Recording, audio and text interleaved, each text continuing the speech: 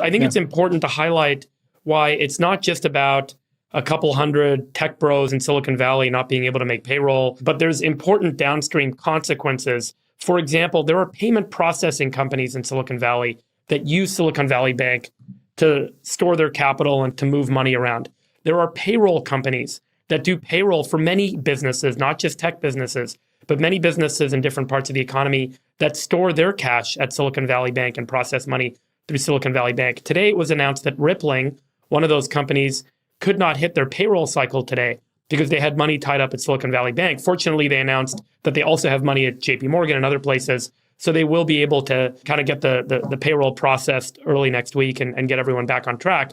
But this is hundreds and potentially thousands of companies that use their payroll software to process and pay their employees. You can start to see how there can be very significant trickling effects. And more importantly, like we saw in '08, perhaps to a different degree, but still a significant concern, is the contagion of panic, where people say, if there isn't reliability in the things that I thought were reliable before, I start to have real questions in the soundness of the system overall. And that's why it's so important, as Zach said, to step in, shore up the problem this weekend. I don't think it's about bidding 50 cents or 60 cents on the dollar.